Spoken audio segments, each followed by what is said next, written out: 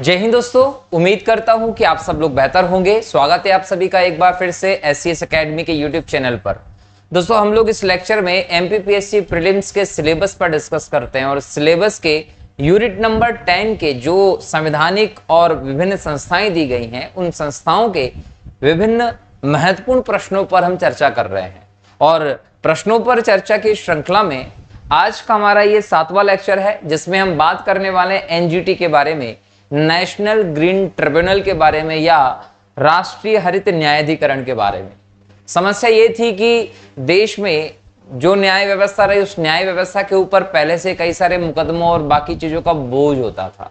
जज जो थे वो एक के बाद एक मुकदमों को सॉल्व कर रहे थे, लेकिन दिनों दिन जो हमारे देश में नए मुकदमे दर्ज होते जा रहे थे, जिनके चलते कोर्ट के ऊपर जो बोझ था उसको थोड़ा सा कम करने के लिए, थोड़ा सा रिलीफ देने के लिए, ऐसे मुद्दे जो पर्यावरण से संबंधित हैं, ऐसे मुद्दों के लिए एक नई सोच स्थापित की गई, एक नई संस्था स्थापित की गई और इसे हम हरित न्यायाधिकरण के तौर पर जानते हैं, जो पर्यावरण से संबंधित मुद्दों का त्वरित निपटान करने का काम करता है। क्लियर दोस्तों?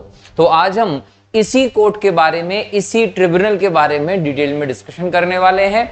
और बड़ी बात तो ये थी कि भारत जो है जब इसकी स्थापना करता है 2010 में एक अधिनियम पास करके, उसका करने के बाद ही भारत दुनिया का तीसरे नंबर का देश बन जाता है। तो आज के इस लेक्चर में ऐसे कई सारे इंपॉर्टेंट क्वेश्चंस को आज हम यहाँ देखेंगे और आपको एक आइडिया भी लगेगा कि आने वाली PSC की परीक्षा, वो 2023 की परीक्षा हो या अगले साल 24 का जो आपका कैलेंडर आया है उसके अनुसार अप्रैल माह में होने वाली PSC के प्रीलिम्स की परीक्षा हो या मेंस की परीक्षा हो, सभी की दृष्टि से इंपॉर्टेंट डिस्कशन होगा। तो लेक्चर को पूरा सुनना है और साथ साथ नोट भी करते जाना, ठीक है? तो चलिए शुरू करते हैं आज के डिस्कशन को, जिसमें आज का आपका पहला प्रश्न है कि राष्ट्रीय हरित अधिकरण की स्थापना किस वर्ष की गई थी? याद रखिए 2010 का वो समय था जब हमने भारत में इस राष्ट्रीय न्यायाधिकरण, हरित न्यायाधिकरण की स्थापना की तरफ ध्यान दिया और इसके लिए भारत की संसद ने एक अधिनियम पास किया था, एक एक्ट पास किया। ये जो एक्ट पास किया था, इस एक्ट का नाम था NGT एक्ट ऑफ 2010, है ना? NGT एक्ट कब का? 2010 का। और इसके धारा 3 के तहत, याद रखिए, इस एक्ट की धारा 3 में कहीं ना कहीं NGT की स्थापना की व्यवस्था की गई थी। और जैसे ही भारत ने 2010 में कब? 18 अक्टूबर 2010 को NGT का गठन किया, उसके बाद ही भारत दुनिया का तीसरा देश बन गया जिसने अपने यहां पर NGT जैसी कोई व्यवस्था, एक स्पेशल सिस्टम स्टार्ट किया हो। पर्यावरण संबंधी मुद्दों को त्वरित गति से निपटान करने का प्रयास किया गया हो, पर्यावरण प्रदूषण हो या उससे संबंधित ऐसी समस्याएं जिसका समाधान जल्द होना चाहिए, उसके लिए प्रयास करने वाला भारत दुनिया का कौन से नंबर का देश बना? तीसरे नंबर का देश बना है, ठीक है? तीसरे देश के रूप में जाना गया। अब यहां पर समस्या यह है कि अगर भारत तीसरा था तो इसके पहले दो कौन से थे? तो आप लोगों ने सुना है ओशिनियाई कॉन्टिनेंट के तौर पर, और हम इसके तौर पर देखते हैं दक्षिण पूर्वी जो विश्व का इलाका है, जिसमें आप न्यूजीलैंड का पूरा इलाका देखते हैं, ऑस्ट्रेलिया का जो पूरा इलाका बोलते हैं, यहाँ के दोनों क्षेत्र, दोनों के दोनों देश, एक ऑस्ट्रेलिया आ जाता है और ऑस्ट्रेलिया के साथ साथ इसी के थोड़े से आगे आप जाएंगे तो आ जाता है न्यूजीलैंड। तो ऑस्ट्रेलिया और न्यूजीलैंड ये दोनों ऐसे पहले देश थे जिन्होंने अपने यहां पर NGT जैसा सिस्टम लागू किया था। ऑस्ट्रेलिया प्रथम था और न्यूजीलैंड सेकंड था। न्यूजीलैंड प्राकृतिक तौर पर बेहतर एक व्यवस्था के लिए जाना जाता है। ऑस्ट्रेलिया को आप दुनिया का सबसे छोटा महाद्वीप कहते हैं, मरुस्थल का महाद्वीप कहते हैं, प्यासी भूमि का देश कहते हैं। और ये जो है, ये एक प्रकार से हम बोल सकते हैं कि पर्यावरण पर इस संबंधित मामलों को तेज गति से निपटाने के लिए सबसे पहले कदम उठाता है। तो ऑस्ट्रेलिया, न्यूजीलैंड और इसके बाद भारत का नाम आता है जिसने NGT की स्थापना की थी। अब यहां पर तीसरे नंबर पर यह पूछा जाता है कि इसका उद्देश्य क्या है? तो उद्देश्य के बारे में मैं पहले ही बता चुका हूं कि NGT की स्थापना करने का उद्देश्य सीधा सीधा है कि जो हमारे देश में कोर्ट है, न्याय व्यवस्था है, उसके दबाव, उस पर बोझ को कम करना है पर्यावरण संबंधी मामलों का तीव्र गति से कम समय में बेहतर निपटान करना है, न्याय का बंदोबस्त करना। ठीक है, अब यहां पर हमने इसके उद्देश्य भी बात कर लिए, लेकिन भारत में एनजीटी की अगर हम हेडक्वार्टर की बात करें वो जरूर नई दिल्ली में है, लेकिन इसके अलावा इसके 4 क्षेत्रीय कार्यालय भी हैं। कितने? 4 क्षेत्रीय कार्यालय हैं। एग्जाम में क्वेश्चन यहां से जरूर पूछ सकता है कि एनजीटी के कितने आपको ब्रांचेस देखने को मिलेंगे, तो दिल्ली का मिलाकर 5 जगह पर कार्यालय है। 4 क्षेत्रीय कार्यालय हैं। क्षेत्रीय कार्यालय नंबर 1 भोपाल मध्य प्रदेश में है। क्षेत्रीय कार्यालय नंबर 2 जो है वो है पुणे में महाराष्ट्र में। क्षेत्रीय कार्यालय नंबर 3 जो है वो कलकत्ता में है। और क्षेत्रीय कार्यालय जो है वो दक्षिण में चौथा है चेन्नई में। तो यहां आपको देखने को मिल जाएगा कि एक मध्य में है, एक पश्चिम में है, एक पूरब में है और एक दक्षिण में है। और अगर दिल्ली वाले को कार्यालय को ले लेते हैं हेडक्वार्टर में तो उत्तर में हो जाएगा। तो भारत के हर एक क्षेत्र में एक एनजीटी का क्षेत्रीय कार्यालय बनाया गया है ताकि वहां भी इससे संबंधित मुद्दों को तेजी से निपटान किया जा सके। तो याद रखिए 2010 में भारत सरकार ने एनजीटी अधिनियम पास किया। एनजीटी अधिनियम पास करके इसको बनाया गया है। इसका मतलब हम बोल सकते हैं कि इसका जो आधार है वो सांविधिक है ना, सांविधिक है। कहीं ना कहीं संविधान में अगर हम देखें तो भारतीय संविधान के आर्टिकल नंबर 21 जिसमें आपको प्राण एवं दैहिक स्वतंत्रता की बात की गई, उसमें आपको स्वच्छ पर्यावरण का अधिकार है, क्योंकि अगर आप स्वच्छ पर्यावरण में नहीं जिएंगे तो मर जाएंगे। तो ऐसे में आर्टिकल 21, उसके बाद हम जाते हैं तो 48, यहां पर जो आपको व्यवस्थाएं की गई हैं पर्यावरण संबंधित वो संवैधानिक प्रावधान है। लेकिन इन्हीं आदर्शों के आलोक में जाकर भारत सरकार ने एक अधिनियम पास किया जिसके तहत एनजीटी का निर्माण किया गया है। अगला प्रश्न है एनजीटी क्या है? एनजीटी क्या है?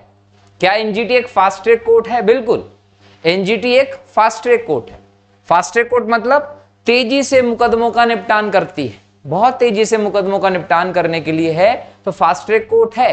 फास्ट ट्रैक कोर्ट के तौर पर दिखाई पड़ेगी, है ना। एनजीटी क्या है? एक फास्ट ट्रैक कोर्ट है, तेजी से मुद्दे का निपटान करने का काम करते। ठीक, चलिए अगला प्रश्न देखें।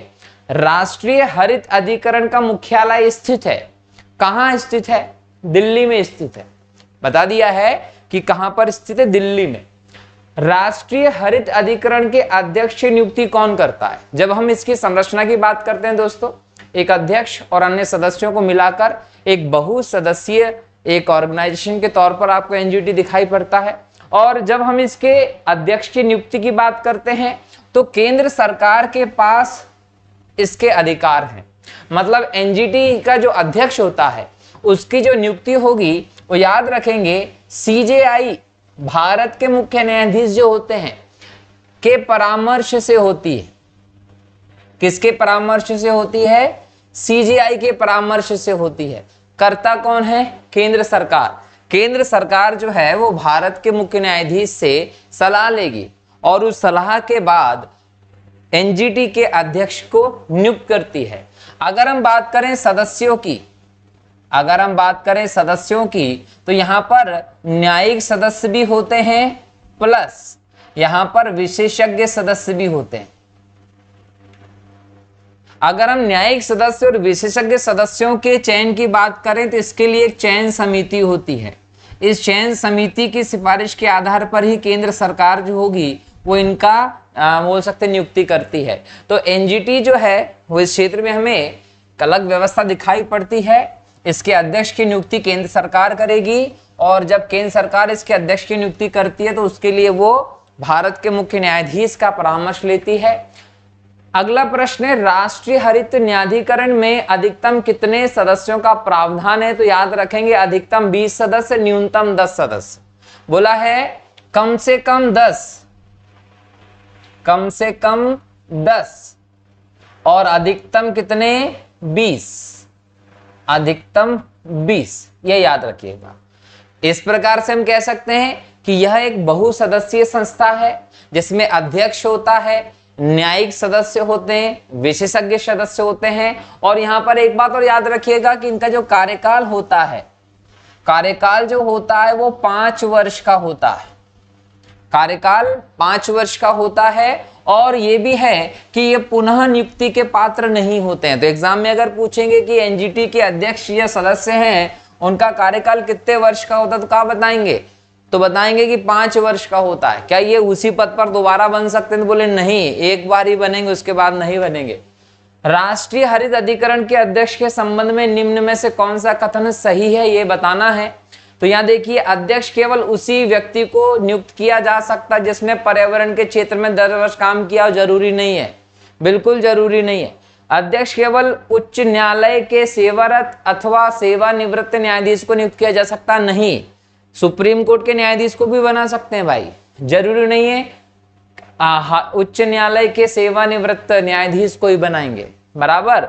नियुक्ति समिति जिसकी भी अध्यक्ष के रूप में सिफारिश करे वह अध्यक्ष बन सकता है। नियुक्ति समिति अध्यक्ष की नियुक्ति कर ही नहीं सकती, उसकी सिफारिश ही नहीं करती। वो केवल विशेषज्ञ सदस्य जो बनाना है या न्यायिक सदस्य जिनको लेना उसको लेकर विचार देती है। तो ऐसे में ये भी गलत है, इनमें से कोई नहीं आपका सही उत्तर हो जाएगा। अगला प्रश्न है, राष्ट्रीय हरित अधिकरण अध्यक्ष एवं अन्य सदस्यों की पदावधि निर्धारित की गई है, 5 वर्ष तक निर्धारित की गई है। अब इसमें एक विशेष चीज आपको जानने की जरूरत है। अगर सुप्रीम कोर्ट का जज है, अध्यक्ष की अगर मैं बात कर लूं या सदस्य की बात करूं और वो सुप्रीम कोर्ट का जज है, याद रखिए, अध्यक्ष और सदस्य अगर सुप्रीम कोर्ट का जज है और इसको अगर आप इस पद पे नियुक्त करते हैं तो उसका अधिकतम कार्यकाल 70 वर्ष तक हो सकता है। मतलब आयु कितनी होगी? 70 वर्ष होगी। फिर से समझिए, टोटल कार्यकाल कितना है? 5 वर्ष। आयु सीमा कितनी अगर उसकी बात करें तो अगर सुप्रीम कोर्ट का जज है तो 70 वर्ष, हाई कोर्ट का चीफ जस्टिस है, ठीक है, या तो हाई कोर्ट का चीफ जस्टिस है या रहा है, सुप्रीम कोर्ट का जज है या रहा है, तो ऐसी स्थिति में आयु होगी 67 वर्ष, बराबर। और एक और चीज समझने वाली बात है कि अगर कोई व्यक्ति विशेषज्ञ सदस्य है, किस तौर पर काम कर रहा है? विशेषज्ञ सदस्य, तो उसकी आयु सीमा है 65 वर्ष। मतलब अगर विशेषज्ञ सदस्य के संदर्भ में बात करें तो 65 वर्ष की आयु से ज्यादा इस पद पे नहीं रह सकता। हाई कोर्ट का चीफ जस्टिस होकर अगर वो अध्यक्ष और सदस्य के तौर पर बनता है तो 67 ईयर से ज्यादा नहीं रह सकता। और अगर सुप्रीम कोर्ट का जज की बात करें तो 70 वर्ष से ज्यादा नहीं रह सकता, ठीक है। तो ये प्रावधान भी आप लोगों को याद रखना है कि कितनी आयु सीमा है। तो 70 वर्ष सुप्रीम कोर्ट के जज होने पर, 65 वर्ष हाई कोर्ट के होने पर, और अगर आप विशेषज्ञ में नहीं है, सिर्फ आप कहीं ना कहीं इसमें हम देखें विशेषज्ञ सदस्य हैं, तो ऐसी स्थिति में 65 वर्ष तक आप अपनी सेवाएं देते हैं। राष्ट्रीय हरित अधिकरण के संदर्भ में की गई संरचना के बारे में विचार करें। अध्यक्ष की नियुक्ति केंद्र सरकार उच्चतम न्यायालय के मुख्य न्यायाधीश की सलाह पर करती है, बिल्कुल सही करती है। सीजेआई जो होता है उसे हम भारत का मुख्य न्यायाधीश भी कहते हैं, सुप्रीम कोर्ट का मुख्य न्यायाधीश भी कहते हैं। तो इसकी सलाह पर ही सरकार, केंद्र सरकार के द्वारा एनजीटी के अध्यक्ष को नियुक्त किया जाता है। राष्ट्रीय हरित अधिकरण में अधिकतम 20 सदस्य हो सकते हैं, बिल्कुल सही, अधिकतम 20 सदस्य, कम से कम 10 सदस्य। सदस्य न्यायिक या पर्यावरण वन संरक्षण से संबंधित क्षेत्रों के विशेषज्ञ होना चाहिए, बिल्कुल सही भाई। एनजीटी का बनाना चाहते हो ना, तो न्याय के बारे में जानकारी होना चाहिए, नहीं होना चाहिए। साथ ही साथ एनजीटी का सदस्य बनाना चाहते हो, एनजीटी का सदस्य बनाना चाहते हो तो पर्यावरण के बारे में कहीं ना कहीं जानकारी होना चाहिए। नहीं पता चला कि कोई जानकारी नहीं और आपने बना दिया अध्यक्ष, जब मुकदमा चल रहा, बात की जा रही, परामर्श किया जा रहा, तो कुछ पता ही नहीं भाई को पर्यावरण के बारे में। नहीं, अध्यक्ष एवं सदस्य पुनर्नियुक्ति के पात्र होते हैं, बिल्कुल नहीं, केवल एक बार नियुक्ति होती है, पुनर्नियुक्ति के पात्र नहीं होते। तो 1 2 3 तीनों आपके यहाँ पर सही ऑप्शन हो जाते हैं, ठीक है दोस्तों। चलिए आगे बढ़े, अगला प्रश्न देखते हैं। अगला प्रश्न है, एनजीटी के संबंध में इनमें से कौन सा कथन सत्य नहीं है? मतलब आपको 4 में से खोजना है कि सत्य कौन सा नहीं है। इसके अंतर्गत वन्य जीव संरक्षण अधिनियम 1972 से संबंधित किसी भी मामले को सुनने की शक्तियां होती हैं, बिल्कुल क्लियर। बिल्कुल यहां पर देखें कि ये 1972 के वन्य जीव संरक्षण अधिनियम के मामले को नहीं सुनता। ये ध्यान रखिए, एनजीटी के अंतर्गत 7 अधिनियम आते हैं। ये 7 अधिनियम में जल प्रदूषण अधिनियम, जल प्रदूषण उपकरण अधिनियम, जल वायु प्रदूषण अधिनियम, ऐसे अधिनियमों को शामिल किया गया है। सबके सब अधिनियम भी मैं बताऊंगा। तो कहीं ना कहीं ये समझिए कि 1972 के वन्य जीव संरक्षण अधिनियम के मामले में नहीं सुनता है। एनजीटी केवल आदेश पारित कर सकता है, इसे लागू न करने की स्थिति में उसके पास कोई शक्ति नहीं। भाई कभी ऐसा नहीं है, लागू भी करवाना है। एनजीटी का गठन संवैधानिक संस्था के रूप में हुआ है। कहां? कोई आर्टिकल में नहीं लिखा हुआ है। आर्टिकल में केवल पर्यावरण संरक्षण, पर्यावरण न्याय, इस प्रकार की बातों को आप खोज सकते हैं, परंतु एनजीटी बनाया जाएगा ऐसा कहीं नहीं। 280 में वित्त आयोग है, 324 में इलेक्शन कमीशन है, ये आपको मिल जाएगा, है ना। परंतु एनजीटी बनाया जाएगा ये कहीं नहीं लिखा हुआ। इसका मतलब ये संवैधानिक भी नहीं है, मतलब तीनों की तीनों कथन गलत हैं ये। ठीक, चलिए आगे बढ़े। एनजीटी के संदर्भ में निम्न कथनों पर विचार कीजिए। फिर से विचार कीजिए, विचार करना है क्या सही है। एनजीटी के निर्णय के विरुद्ध सर्वोच्च न्यायालय में 90 दिन के भीतर अपील की जा सकती है। बिल्कुल भाई, देखिए एनजीटी जो है उसके खिलाफ अपील की जा सकती है सुप्रीम कोर्ट। इसके निर्णय कहीं ना कहीं सबके द्वारा स्वीकार्य होते हैं, लेकिन यहां अपीलीय क्षेत्राधिकार लागू होता है सुप्रीम कोर्ट का। अगर आप उसके निर्णय से संतुष्ट नहीं है तो उसके निर्णय के खिलाफ सुप्रीम कोर्ट में अपील की जाएगी। लेकिन यह भी याद रखें कि 90 दिन के भीतर अगर आपने अपील नहीं की फिर नहीं कर सकते आप, तो 90 दिन के भीतर अपील कर सकते हैं, यह बिल्कुल सही है। एनजीटी को अनुसूचित जाति और अन्य पारंपरिक वन्य निवासी अधिनियम 2006 से संबंधित सभी प्रकरण की सुनवाई करने का अधिकार है। देखिए मैंने पहले ही कहा है, एनजीटी जो है वो 7 अधिनियमों के अंतर्गत सुनवाई करती है, जिसमें जल प्रदूषण अधिनियम हो, जल उपकर अधिनियम हो, वायु प्रदूषण अधिनियम हो, वन अधिनियम हो, वन संरक्षण अधिनियम, इस प्रकार के अधिनियम शामिल हैं 7। ये जनजातीय अधिकार अधिनियम, इनको लेकर वो सुनवाई नहीं करता है, तो ये वाला आपका गलत हो गया है। एनजीटी पर्यावरण से संबंधित 7 कानूनों के तहत नागरिक मामलों में सुनवाई कर सकता, बिल्कुल सही। एनजीटी आदेश न मानने पर कारावास एवं आर्थिक दंड दोनों दे सकता, बिल्कुल दे सकता है।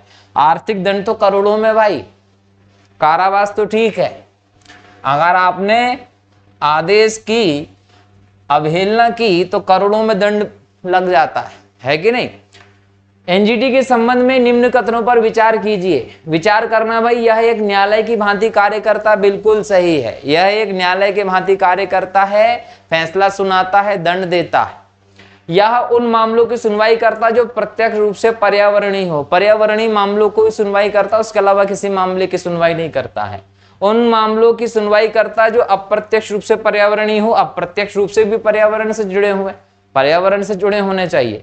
यह पर्यावरण से संबंधित कानूनी अधिकारों को लागू करवाता है। आपके जो पर्यावरण से संबंधित कानूनी अधिकार है उनको लागू करवाने का काम एनजीटी करेगा, बिल्कुल सही है।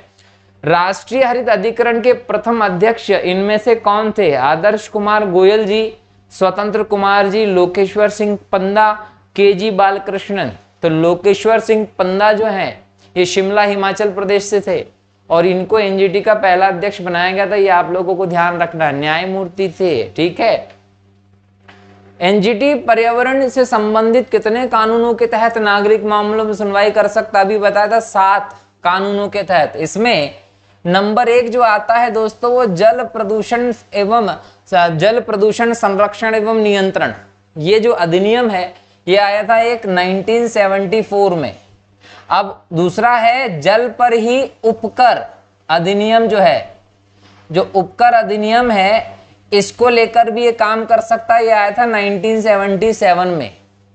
इसके बाद आया था वन संरक्षण अधिनियम। अगर हम वन संरक्षण अधिनियम की बात कर लें तो ये 1980 का, इसके तहत भी एनजीटी काम करता है। इसके अलावा आएगा वायु प्रदूषण अधिनियम। अगर हम वायु प्रदूषण अधिनियम की बात करेंगे तो ये आया था 1981 में, तो इसके तहत भी काम करता है एनजीटी। इसके अलावा आया था पर्यावरण संरक्षण अधिनियम। अब पर्यावरण संरक्षण अधिनियम जो है वो 1986 में आया था, इसका भी काम करता है। इसके अलावा आया था नेक्स्ट अधिनियम सार्वजनिक देयता बीमा अधिनियम, ये बीमा एक्ट जो है ये आया था 1991 में, इसके तहत भी काम करता है एनजीटी। इसके अलावा जैव विविधता अधिनियम है, ये जैव विविधता अधिनियम जो है बायोडायवर्सिटी एक्ट जो है 2002 में आया था, इसको भी शामिल करता है। तो ये 7 अधिनियम है जिनके तहत नागरिक मामलों में सुनवाई करता है कौन, एनजीटी। इनको लिख लीजिएगा, याद कर लीजिएगा, क्योंकि ये अधिनियम भी एग्जाम में पूछे जा सकते हैं कि पर्टिकुलर वायु प्रदूषण अधिनियम कब आया था या जल प्रदूषण अधिनियम कब आया था। अगला प्रश्न है, निम्न में से कौन राष्ट्रीय हरित अधिकरण का अध्यक्ष नहीं रहा है दोस्तों? तो याद रखेंगे लोकेश्वर सिंह पंता तो थे ही, श्री टीएस ठाकुर नहीं थे, स्वतंत्र कुमार सिंह थे, आदर्श कुमार गोयल भी थे, टीएस ठाकुर नहीं। तो अगला प्रश्न है, राष्ट्रीय हरित अधिकरण के वर्तमान अध्यक्ष कौन है? तो प्रकाश श्रीवास्तव। याद रखिए, प्रकाश श्रीवास्तव जो है ये वर्तमान अध्यक्ष हैं एनजीटी के। एग्जाम में इसको अपडेट कर लेना, एनजीटी के वर्तमान अध्यक्ष जस्टिस प्रकाश श्रीवास्तव को बनाया गया। इनके पहले आदर्श कुमार गोयल जी थे, ये भी आप लोगों को ध्यान रखना है। तो वर्तमान अध्यक्ष के बारे में भी जानिएगा, लेटेस्ट बनाया गया है और एनजीटी के लिए काम कर रहे हैं ये जस्टिस चंद, बोल सकते हैं कि हमारे देश में ये न्यायाधीश रहे सुप्रीम कोर्ट के पहले। अगला प्रश्न है, राष्ट्रीय हरित न्यायाधिकरण के किसी भी निर्णय के व्यथित कोई व्यक्ति सर्वोच्च न्यायालय में अपील कितने दिन के भीतर कर सकता है? तो अगर किसी को एनजीटी के निर्णय से प्रॉब्लम है तो वो सुप्रीम कोर्ट में 90 दिन के भीतर अपील कर सकता है ना। एनजीटी के महत्वपूर्ण ऐतिहासिक निर्णय के संदर्भ से कौन सा कथन है? 2012 में एनजीटी ने उड़ीसा में पॉस्को संयंत्र लगाने का समझौता निरस्त किया था, पॉस्को का इससे संबंध नहीं है। खुले में कचरा जलाने पर पूर्ण प्रतिबंध 2012 में एनजीटी ने लगाया। 2013 में एनजीटी ने दिल्ली एवं राष्ट्रीय राजधानी क्षेत्र में डीजल गाड़ियों की बिक्री पर पूर्ण प्रतिबंध लगा दिया। ये वाला जो है ये आपका सही उत्तर है। एनजीटी के अध्यक्ष एवं अन्य सदस्य अपना इस्तीफा किसको देते हैं? जब इनका अपॉइंटमेंट की बात थी तो केंद्र सरकार ने किया था सुप्रीम कोर्ट के मुख्य न्यायाधीश के परामर्श पर, तो इनका जो त्यागपत्र होता है वो भी केंद्र सरकार को ही जाता है, ये आप लोगों को ध्यान रखना है। राष्ट्रीय हरित न्यायाधिकरण के संबंध में निम्न में से कौन सा कथन असत्य है? उच्चतम न्यायालय का न्यायाधीश या पूर्व न्यायाधीश अधिकरण के अध्यक्ष या न्यायिक सदस्य के रूप में 70 वर्ष की आयु तक ही पद धारण करेगा। बिल्कुल सही है। कोई भी व्यक्ति अगर एनजीटी का अध्यक्ष बनना चाहता है और वो सुप्रीम कोर्ट की पृष्ठभूमि से है तो उसको सुप्रीम कोर्ट का न्यायाधीश वर्तमान में है या पूर्व न्यायाधीश रहा हो, ऐसी कंडीशन में वो एनजीटी का अध्यक्ष या सदस्य बनाया जा सकता है। परंतु वो सुप्रीम कोर्ट की पृष्ठभूमि से तो 70 वर्ष से ज्यादा समय तक काम नहीं कर सकता एनजीटी में। उच्च न्यायालय का मुख्य न्यायाधीश या पूर्व मुख्य न्यायाधीश अधिकरण के अध्यक्ष या न्यायिक सदस्य के रूप में 70 वर्ष की आयु तक काम कर सकता है। तो याद रखिए, जब उच्च न्यायालय के मुख्य न्यायाधीश की बात हो जाए तो 67 ईयर्स तक, कितने साल तक? 67 तक। उच्च न्यायालय का न्यायाधीश या पूर्व न्यायाधीश अधिकरण के अध्यक्ष या न्यायिक सदस्य के तौर पर 67 ईयर की आयु तक पद धारण करेगा। सही है। विशेषज्ञ सदस्य 65 वर्ष की आयु तक पद धारण करेंगे, ये भी सही है। तो इस प्रकार से आप सही उत्तर निकाल सकते हैं अगर आप डिटेल में इनको सोचते हैं। तो अगला प्रश्न देखें, एनजीटी का पूरा नाम क्या है? नेशनल ग्रीन ट्रिब्यूनल एनजीटी का पूरा नाम है। राष्ट्रीय हरित अधिकरण की स्थापना राष्ट्रीय हरित अधिकरण अधिनियम 2010 की किस धारा के तहत किया गया? धारा नंबर 3 के तहत किया गया। ये भी आप लोगों को ध्यान रखना है। एक फास्ट ट्रैक कोर्ट के तौर पर काम करता है और पर्यावरण संबंधी प्रत्यक्ष तौर से संबंधित हो, अप्रत्यक्ष तौर पर संबंधित हो, सभी मुद्दों को सुलझाता है। 7 कानूनों के अंतर्गत नागरिक न्याय की व्यवस्था यहाँ पर देखने को मिलती है एनजीटी के अंतर्गत। और इसके मुकदमों इसके फैसलों को आप सुप्रीम कोर्ट में 90 दिन के भीतर चैलेंज भी कर सकते हैं। राष्ट्रीय हरित अधिकरण द्वारा किस वर्ष खुले में कचरा जलाने पर पूर्ण प्रतिबंध लगाकर ठोस अपशिष्ट प्रबंधन की दिशा में सकारात्मक फैसला दिया था? 2012 में एनजीटी ने कहा था कि आप खुले में कचरा नहीं जलाएंगे। अगर आप खुले में कचरा जलाते हैं तो इससे जो हानिकारक गैसें निकलती है, धुआं निकलता है, उससे एनवायरनमेंट बहुत ज्यादा प्रदूषित होता है। इसलिए कहीं ना कहीं खुले में कचरा जलाने पर पूर्ण प्रतिबंध लगा दिया ठोस अपशिष्ट के प्रबंधन में सकारात्मक फैसला जो है वो एनजीटी लेता है। राष्ट्रीय हरित अधिकरण के संबंध में निम्न में से कौन सा कथन असत्य है? उच्चतम न्यायालय का न्यायाधीश या पूर्व न्यायाधीश अधिकरण के अध्यक्ष या न्यायिक सदस्य के रूप में 70 वर्ष की आयु तक पद पर रहेगा। बिल्कुल सही है, सुप्रीम कोर्ट की पृष्ठभूमि से संबंधित है।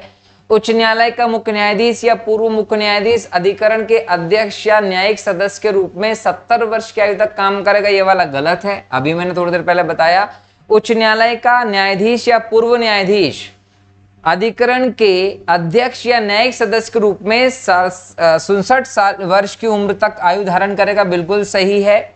विशेषज्ञ सदस्य 65 वर्ष की आयु तक पद धारण करेंगे, ये भी सही। दोस्तों याद रखिए, क्वेश्चन रिपीट हो गया है ना। इसका उत्तर जो है वो ब आएगा, बी। ठीक है, क्योंकि ये कथन जो है वो गड़बड़ है। अगला प्रश्न देखते हैं। राष्ट्रीय हरित अधिकरण अपने आदेश अनुसार निम्न में से कौन सा कार्य कर सकता है? पर्यावरण प्रदूषण या किसी अन्य पर्यावरणीय क्षति के पीड़ितों को क्षतिपूर्ति प्रदान कर सकता है। बिल्कुल, अगर पर्यावरण प्रदूषण या किसी अन्य पर्यावरणीय क्षति से कोई पीड़ित है और उनका कोई नुकसान हुआ तो उसको क्षतिपूर्ति करने का काम एनजीटी कर सकता है। क्षतिग्रस्त संपत्तियों की बहाली अथवा उसका पुनर्निर्माण करवा सकता है, ये काम भी एनजीटी करवा सकता है। मतलब 1 और 2 दोनों कथन सही हैं। अगला प्रश्न, निम्न में से कौन सा कथन सत्य है? एनजीटी एक निश्चित समय के लिए कारावास, जिसे अधिकतम 3 वर्ष के लिए बढ़ाया जा सकता, देता है। बिल्कुल सही, एक निश्चित समय के लिए कारावास की सजा देता है और उस कारावास की सजा को 3 वर्ष के लिए बढ़ाया जा सकता है, याद रखिएगा। एनजीटी द्वारा निश्चित आर्थिक दंड जिसे 10 करोड़ तक बढ़ाया जा सकता है, ये भी देता है। एनजीटी व्यक्तिगत पर 10 करोड़ रुपए तथा कंपनी पर 25 करोड़ रुपए तक का जुर्माना लगा सकता है, ये भी सही है। इसका मतलब सही ऑप्शन सही है। तो यहां ध्यान रखना है कि सभी ऑप्शन सही है, ये तो ठीक है, लेकिन जुर्माना अधिकतम कितना दिया? 25 करोड़ तक लगा सकता है। कहां? कंपनियों पर। और व्यक्तिगत तौर पर हम देखें तो 10 करोड़ तक लगाते हैं। ठीक है, ये आप लोगों को ध्यान रखना है। निम्नलिखित कथनों पर विचार करें। राष्ट्रीय हरित अधिकरण की संरचना में न्यायिक और विशेषज्ञ सदस्य शामिल होते हैं। बिल्कुल, एक अध्यक्ष होता है, न्यायिक सदस्य होते हैं और विशेषज्ञ सदस्य होते हैं। विशेषज्ञ सदस्य 65 वर्ष की आयु सीमा तक काम करते हैं। न्यायिक सदस्य जो होंगे वो 65 वर्ष की आयु सीमा तक काम करेंगे। इसके अलावा यहां पर अगर कोई अध्यक्ष होता है ना, तो वो अगर सुप्रीम कोर्ट की पृष्ठभूमि से आता है तो 70 वर्ष तक, और हाई कोर्ट के मुख्य न्यायाधीश अगर होते हैं या पूर्व के हो या वर्तमान के हो तो वो 67 ईयर तक काम करते हैं। ठीक है। अधिकरण के अध्यक्ष की नियुक्ति मुख्य न्यायाधीशों के परामर्श से केंद्र सरकार करती है। बिल्कुल सही है, मतलब दोनों कथन आपके सत्य हैं। राष्ट्रीय हरित अधिकरण के संदर्भ में निम्नलिखित कथनों पर विचार करना है। अध्यक्ष तथा सदस्यों का कार्यकाल 5 साल का होता है। बिल्कुल, अध्यक्ष तथा सदस्यों का कार्यकाल 5 साल का होता है।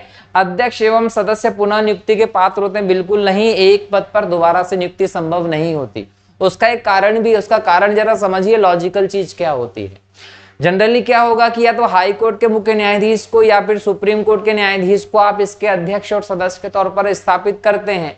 जब तक उनका रिटायरमेंट होता है या जब तक वो बनते हैं तब तक उनकी उम्र जो होती है वो 60-62 साल हो जाती है, 65 साल हो जाती है। अब ऐसी कंडीशन में वो 5 साल अगर कर लेते हैं तो या तो वो 67 ईयर अपना कंप्लीट कर चुके हैं और या तो वो अपना 70 साल कंप्लीट कर चुके, जैसा कि हमने पहले देखा है आयु सीमा में। तो फिर वो कैसे दोबारा नियुक्त हो सकते हैं?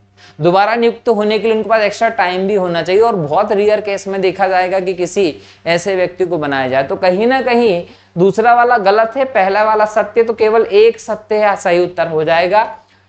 राष्ट्रीय हरित अधिकरण के संदर्भ में निम्नलिखित कथनों पर विचार करें। उच्च न्यायालय के न्यायाधीश या न्यायाधीश अधिकरण के पूर्व न्यायिक सदस्य के रूप में पद ग्रहण की अधिकतम आयु 67 वर्ष है। तो उच्च न्यायालय अगर दिख जाए ना तो 67, विशेषज्ञ सदस्य अगर दिख जाए तो 65 वर्ष की आयु तक पद धारण कर सकते हैं। एनजीटी का मुख्यालय नई दिल्ली में अवस्थित है। इसके क्षेत्रीय कार्यालय कहां कहां है? भोपाल में है, कलकत्ता में है, चेन्नई में, पुणे में है, सब जगह पर है। ठीक है। अगला प्रश्न है, एनजीटी को इनमें से कौन कौन सी शक्तियां प्राप्त हैं? अपीली क्षेत्रीय अधिकार है। बिल्कुल सही है, सुप्रीम कोर्ट में अपील कर सकते हैं। एनजीटी के निर्णय के विरुद्ध कहीं अपील नहीं की जा सकती है। या देखिए कि एनजीटी के निर्णय की हम बात करें, देखो इसको समझने की जरूरत है कि एनजीटी के निर्णय को आप सुप्रीम कोर्ट में अपील कर सकते हैं। ठीक है, एनजीटी के निर्णय को आप कहां ले जा सकते हैं? सुप्रीम कोर्ट में ले जा सकते हैं। तो सेकंड वाला गलत हो जाएगा। सिविल प्रोसीजर कोड 1901 में उल्लेखित न्यायिक प्रक्रिया का पालन करने के लिए एनजीटी बाध्य नहीं है। एनजीटी निर्णय देते समय सतत विकास, निवारक, प्रदूषण भुगतान आदि सिद्धांतों को लागू कर सकता है। 1, 3, 4 1, 3, 4 आपके सही उत्तर होंगे, ये ध्यान रखेंगे। अगला प्रश्न है, एनजीटी के अधिकार क्षेत्र में क्या क्या शामिल है? पर्यावरणीय प्रदूषण या अन्य पर्यावरणीय क्षति के पीड़ितों को क्षतिपूर्ति करना, बिल्कुल। एनजीटी के निर्णयों का निष्पादन न्यायालय के आदेश के अनुरूप करना पड़ता है, बिल्कुल सही। एनजीटी अधिकतम 7 वर्षों के कारावास की सजा सुना सकता है, ऐसा नहीं है। सरकार द्वारा लिए गए किसी भी निर्णय को एनजीटी के समक्ष चुनौती दी जा सकती, बिल्कुल सही है। यह प्रश्न है, एनजीटी अधिनियम 2010 के संबंध में निम्न में से कौन सा कथन सत्य नहीं है? तो ध्यान रखो, एनजीटी अनुसूचित जनजाति और अन्य पारंपरिक वन निवासी अधिनियम 2006 के तहत कार्यवाही नहीं कर सकता। ध्यान रखिए, इसमें दे रखा है कि कार्यवाही कर सकता है और कार्यवाही नहीं कर सकता, ये सही है। जिन 7 अधिनियमों के बारे में मैंने पहले बताया है, केवल उनके अंतर्गत कार्यवाही करता है। लेकिन यहाँ पर अनुसूचित जनजाति और अन्य पारंपरिक वन निवासी अधिनियम 2006 के तहत कार्यवाही कर सकता है, ये गलत है। तो ये वाला ऑप्शन जो है वो आपका उत्तर हो जाएगा। इसके अलावा देखें तो किन मुकदमों को न्यायालय में चुनौती दी जा सकती है, किन्हें नहीं, इस पर परिभाषा नहीं है, बिल्कुल सही है। वैधानिक संस्था होते हुए भी उच्च न्यायालय में चुनौती मिलना और अधिनियम में मुआवजा निर्धारण करने की स्पष्ट विधि नहीं होना, ये तीनों चीजें सत्य हैं, ये गलत है। तो दोस्तों, आज के इस लेक्चर में हमने एनजीटी से संबंधित कई इंपॉर्टेंट टॉपिक को देखा है। अगर आपको लगता है कि इस लेक्चर से हम लोगों ने क्वेश्चंस की संख्या कम ली है, तो आप लोग बता सकते हैं, हम इससे रिलेटेड और भी क्वेश्चंस आगे लाएंगे। एक्चुअल में हमारा प्लान ये है कि एक बार हम सभी टॉपिक का इंडिविजुअल डिस्कशन कर लें और इंडिविजुअल डिस्कशंस के बाद इसका हम मिसलेनियस क्वेश्चंस के लिए भी 10 लेक्चर लेकर आएंगे, जिसमें हम अलग अलग आयोग से संबंधित प्रश्नों को एक मिसलेनियस लेक्चर में क्वेश्चन सीरीज के अंतर्गत डिस्कस करेंगे। तब आपके क्वेश्चंस और ज्यादा हो जाएंगे और ज्यादा बेहतर तरीके से आपका प्रयास होगा। हालांकि इस लेक्चर में मेरा प्रयास यही था कि एनजीटी से रिलेटेड किस प्रकार के क्वेश्चन एग्जाम में आ सकते हैं और किस प्रकार के क्वेश्चन आए थे वो आपको मैं एक आइडिया दे सकूं। यहां से भी ऐसे कैसे क्वेश्चन आने की संभावनाएं हैं, तो इस लेक्चर को न केवल सुनना है बेहतर, इसको नोट भी करना है और आगे जब हम और लेक्चर डालेंगे तो उनको देखते जाना। ठीक है, मिलता हूं अगले लेक्चर में नए टॉपिक के साथ। तब तक के लिए बहुत बहुत शुक्रिया। जय हिंद, जय भारत, वंदे मातरम।